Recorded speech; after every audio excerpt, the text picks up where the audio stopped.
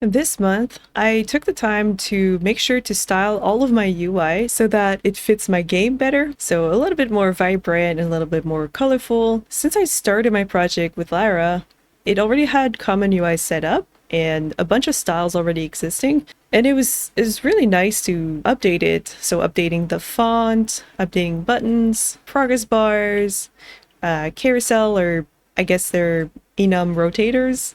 Yeah, I sort of wanted to make this video to kind of go over how you could go about updating the style of your UI.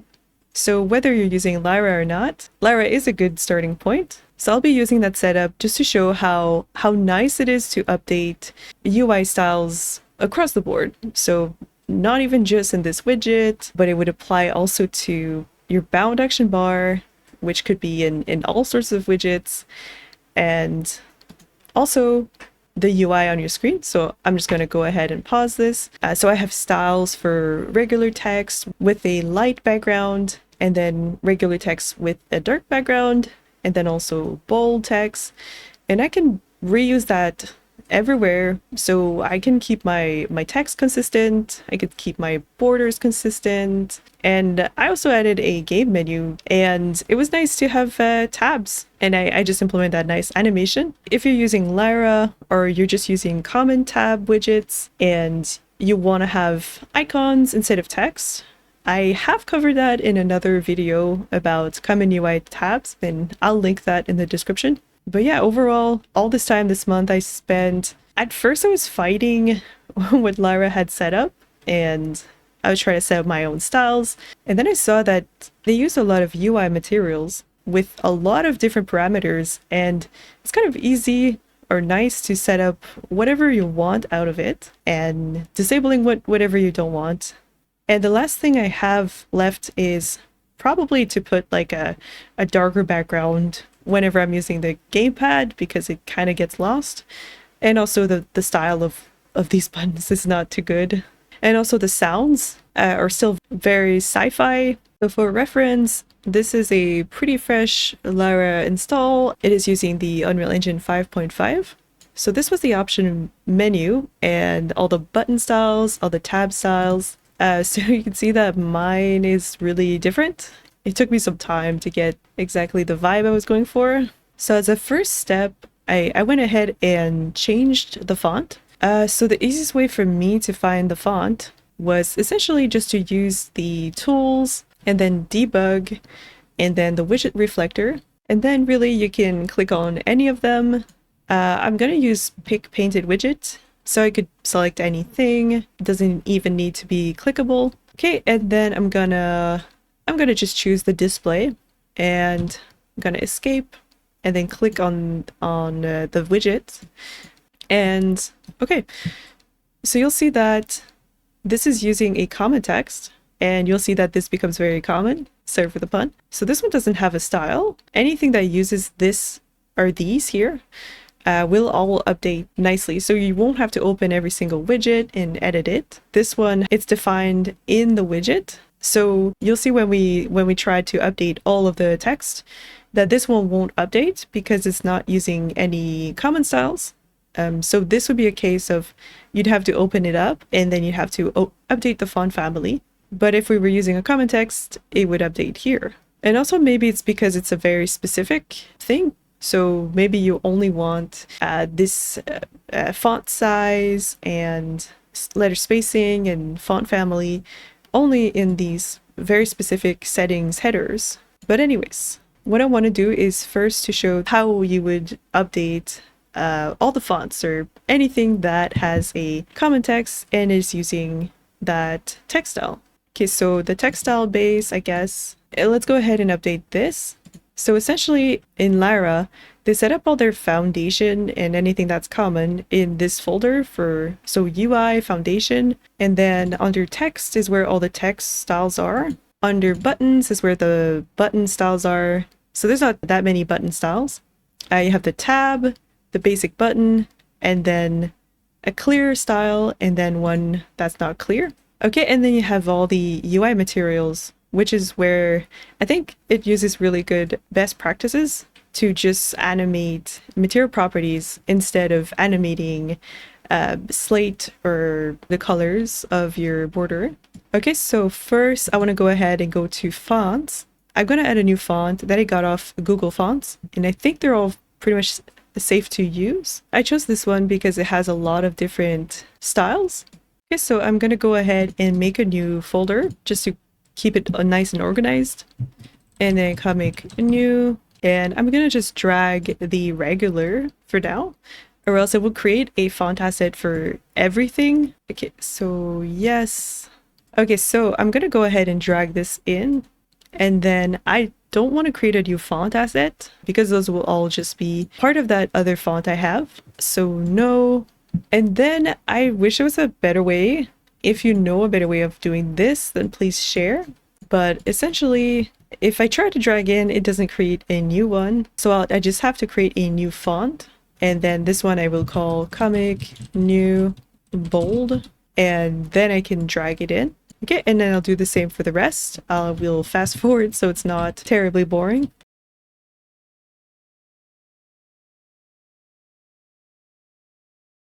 Yeah, and there you have it. Now you have a bunch of different font faces and a font to use. So a nice way to see where stuff is used is, again, just to use the reference viewer. I use that all the time. Okay, so reference viewer.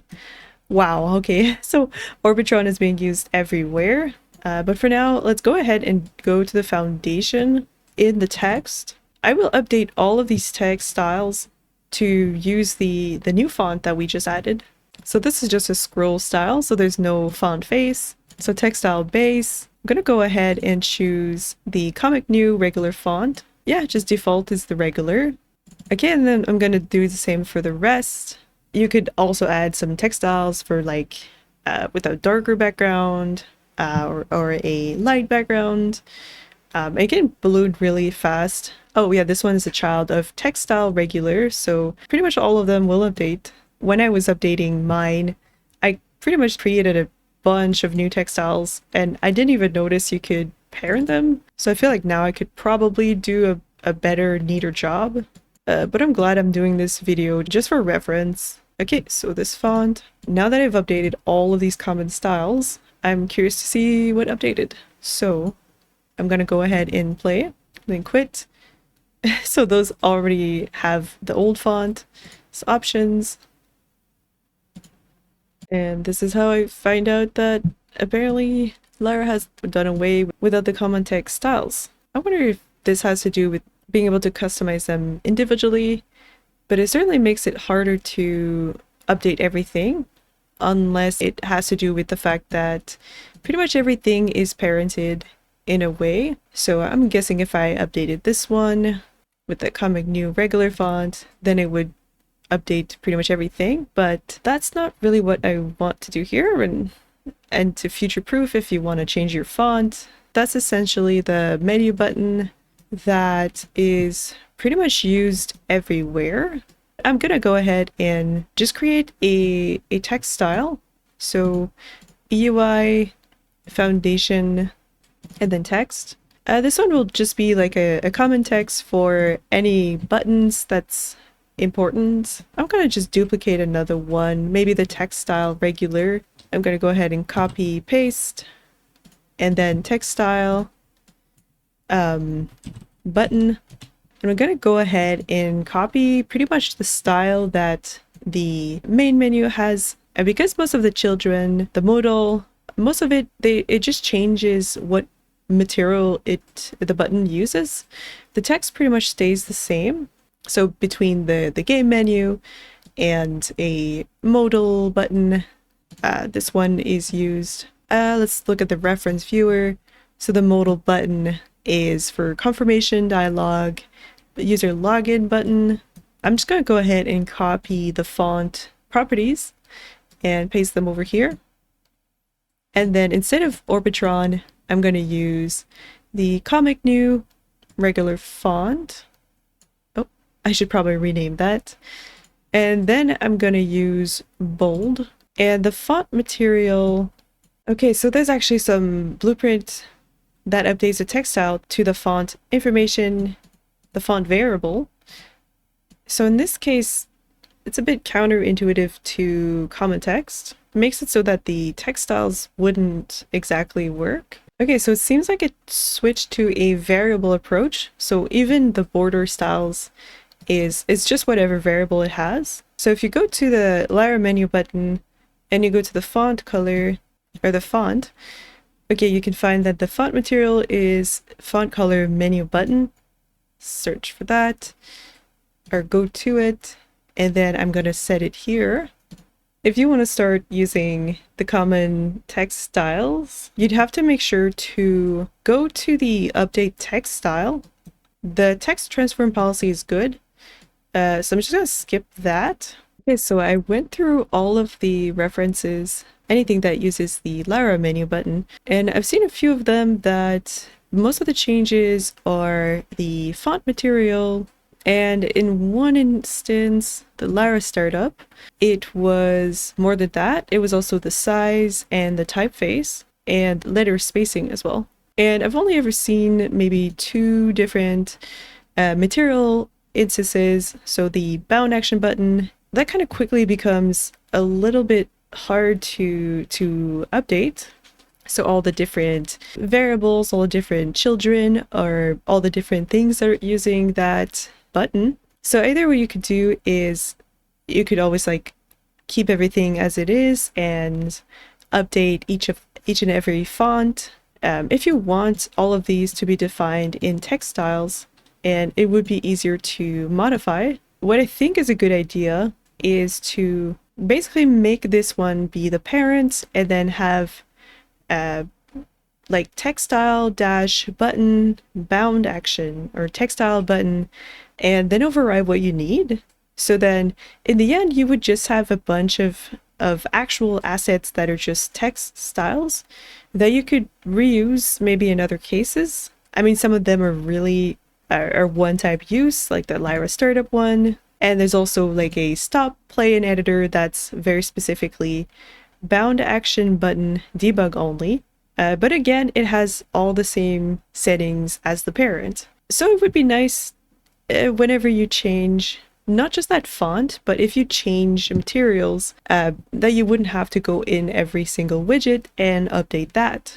So I'm going to go ahead and create a whole bunch of styles. Maybe there's a nice middle ground. Like, let's say we could support the font variable, but also a common text style variable. So in the graph, whenever we update the text style, let's say if it has a common text style defined, then we use that. If not, then we set the font.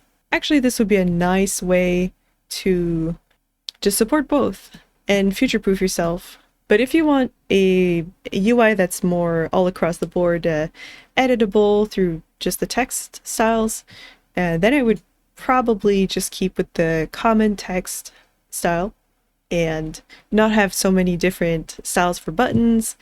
Unless you have like a UI heavy game that there's so many different styles and nothing is consistent, then yeah, you can go ahead and use the set font. So I'm going to do that. Right now, if you want to just set that text style, there's no way to set it. So I think that's why they had this font variable here. Hopefully I'll be ending up in a happy middle ground. Okay, so what I'm going to do is I'm going to just duplicate this and I'm going to set the style. And then let's go ahead and make that a variable.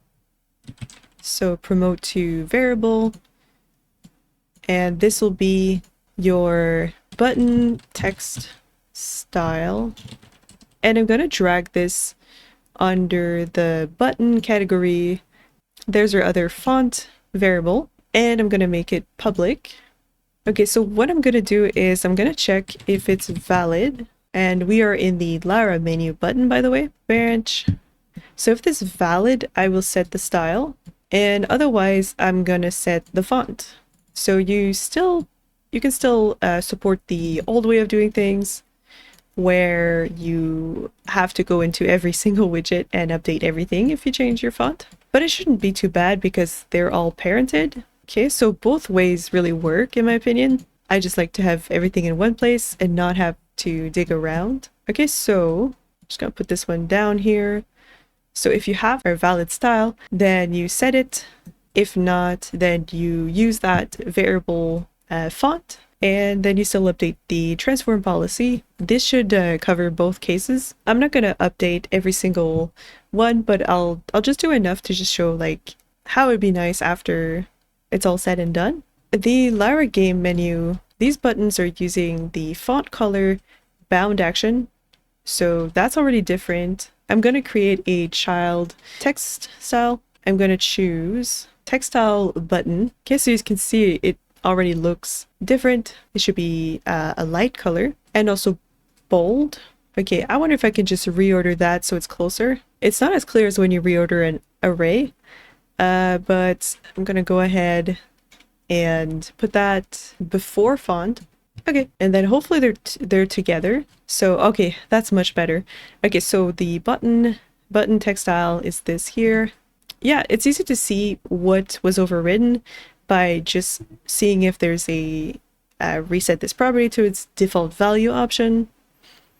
And yeah, this compile issue, I've seen it in Lyra. I've seen it in even the version I'm using. I still haven't figured that out, so if you find what this mysterious ring border is, please share in the comments. But essentially, I'm just gonna go to it. So textile button. So this one I'm gonna make is just a style that we can use in the bound action.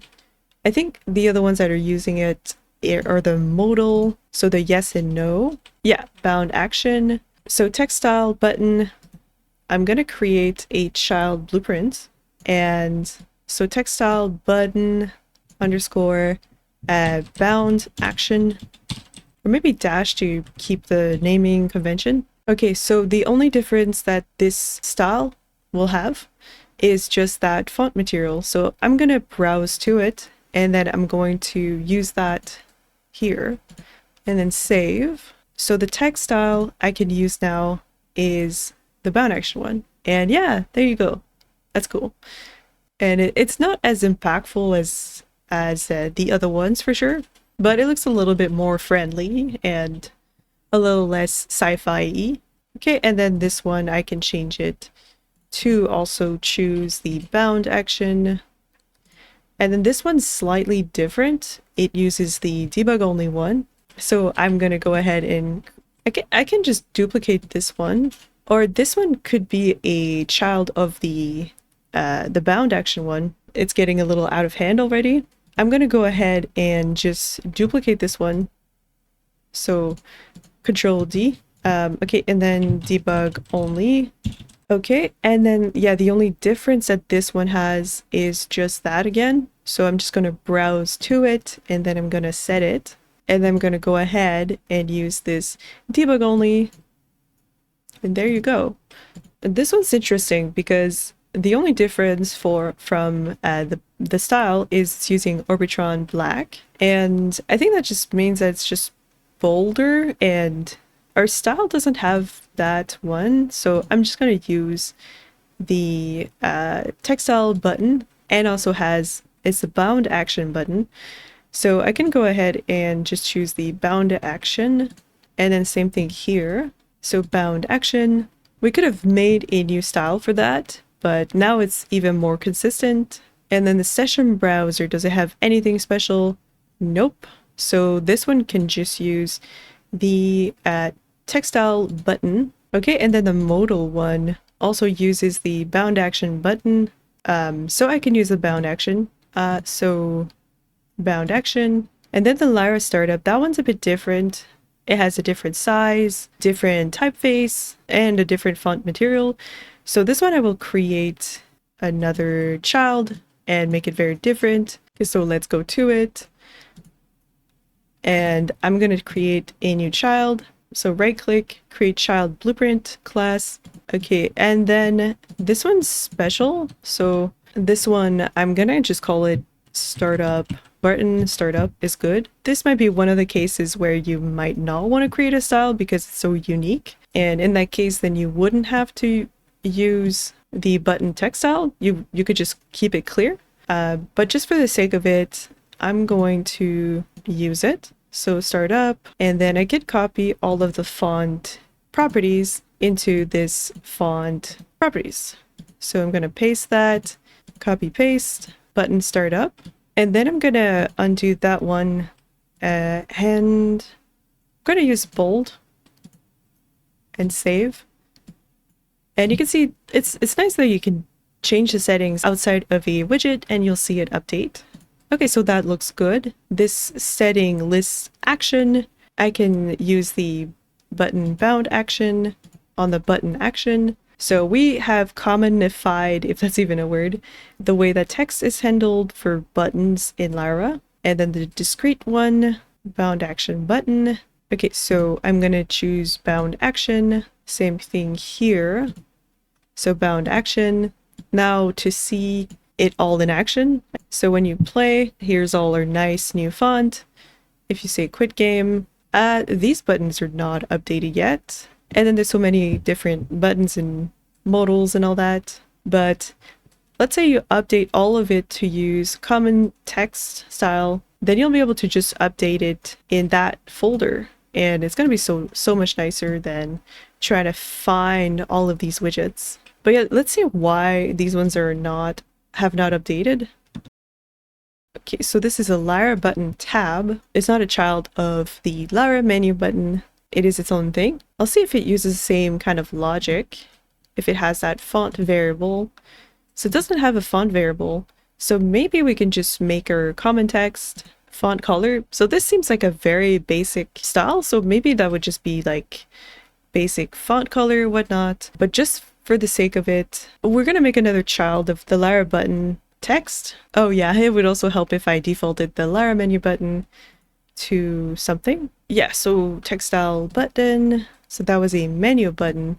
I'm going to duplicate this, or I guess it could be a child of it. Yeah, let's make it a child of this. Okay, so create child blueprint, and this one I'm going to call it, it could be like default, but for now I'm going to keep it very specific to tab. If it turns out that there's more buttons that have this exact same setup, I might just change it to that default or something. So the button tab, the only difference is the font color. Okay, so I'm going to copy this font material and I'm going to paste it inside of the tab. So the textile button tab and then font material.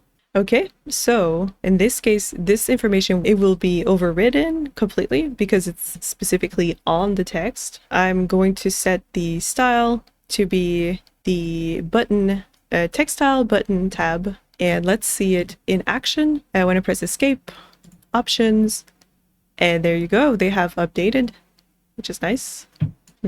So I feel like we lost this nice highlighting of the text. So I'll see what's up with that. It's weird because the hover works on these options. But yeah, what's different between these options? Okay, I'm gonna investigate that. And an interesting thing is that it gets the text block and it sets the scalar parameter also on pre-construction. Okay, maybe this will be a part of the puzzle. I'm going to override, is there pre-construction, pre-construct? Okay, let's see if this works. Okay, so I actually played the game and it's fine. So it might just be some leftover or something wrong with the editor. I guess pre-construct, it had to get the dynamic material and set a parameter for it, maybe for the animation to know what's gonna happen. I honestly am not sure. Please share in the comments if you have any details. So it looks like I took the biggest tangent, but now at least our button text all have a style. And if ever you want to change any style for the buttons, you can just open these style assets and then change to whatever you need. If you want to update all buttons to have a new, oh yeah, I'll have to stop this, but a new font, then you just update this textile button, and then if you need to still update all the other ones, at least you have very specific commonly used styles that you can use with any other asset. And that was just common text styles. Another thing I planned on sharing in this video is essentially how the settings get populated. I think I kind of touched on it in a previous video, but I can't remember how deep I went. But essentially there is a game setting registry visuals, and if you go to it, you can see all the UI and how modular it is and how it's constructed. If you open that asset, you'll see that all of these have a widget associated with them. And these are actually shown when you play the game and you go to the options, and it's actually shown here. So Lyra setting, value discrete language, enum, values dynamic, collection page. And so the value discrete is gonna spawn this widget here.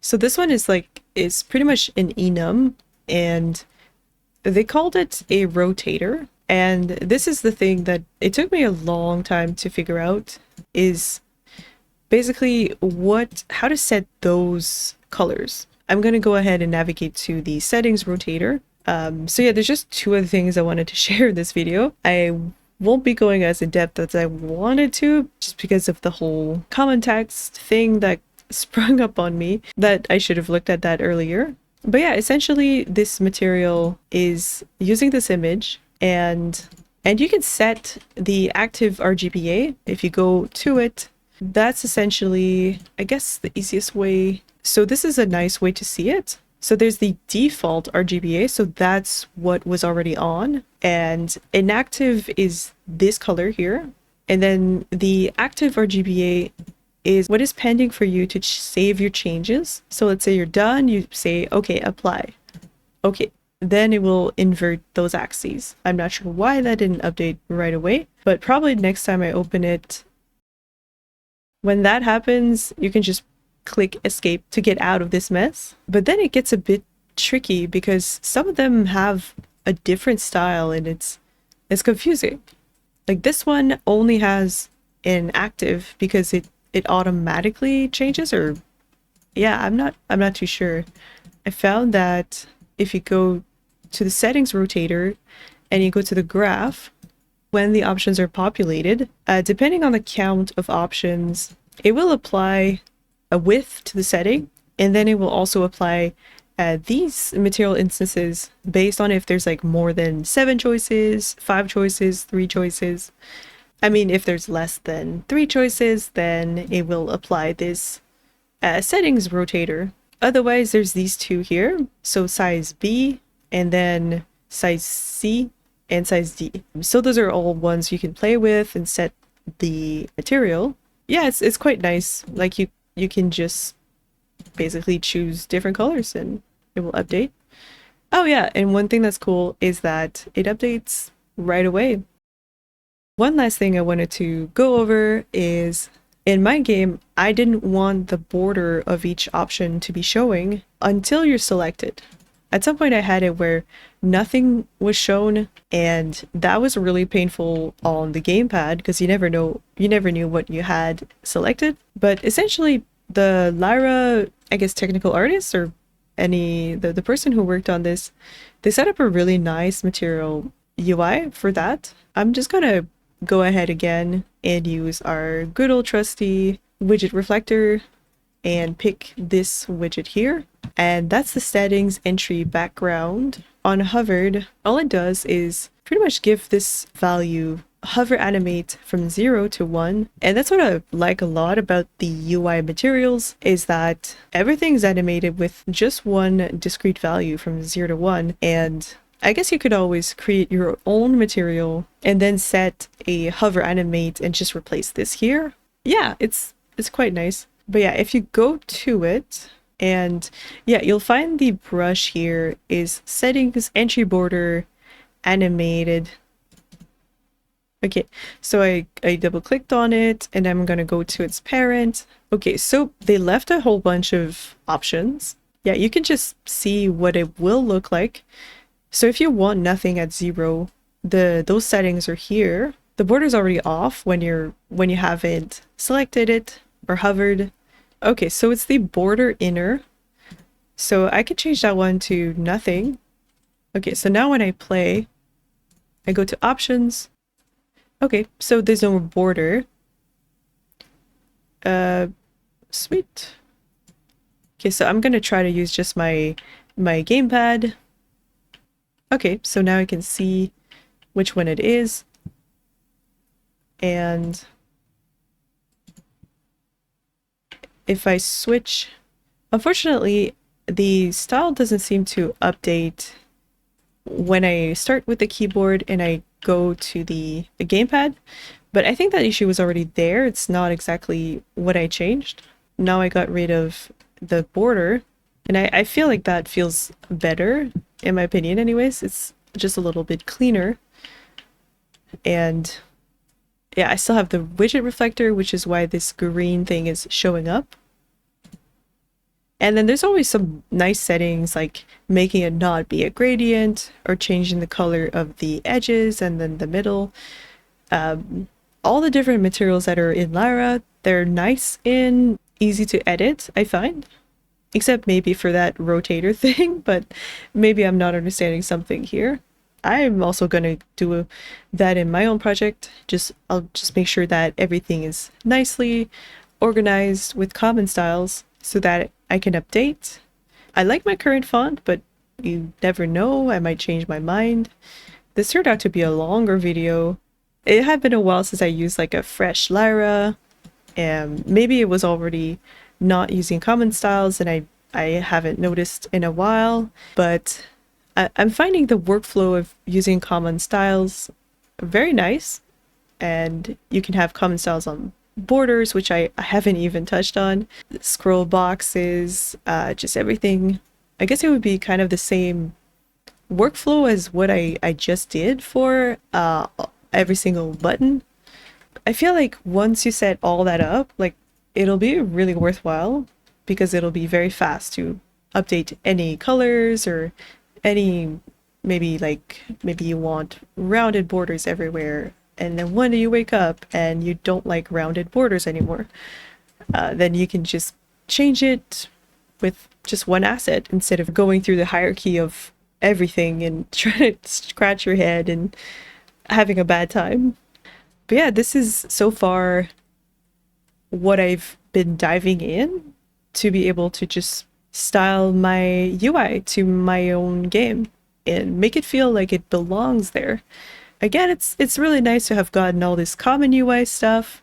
Even if some wasn't hooked up, at least it exists and it's possible to see, oh, okay, well, what workflow works best for you, really, or for your game. And it's still fantastic to have all access to these game settings, really settings that will hurt your demo if you don't have them, like inverting vertical axis or horizontal axis, key binding and whatnot. I hope this video was useful, and also I kept in all the debugging parts because that's kind of the nature of it when you're just digging through a project that you haven't built from the ground up, and it's still a fantastic example. It's just sometimes confusing. But yeah, as always, thank you for watching. Thank you so much, Patreons, and I'll see you in the next one.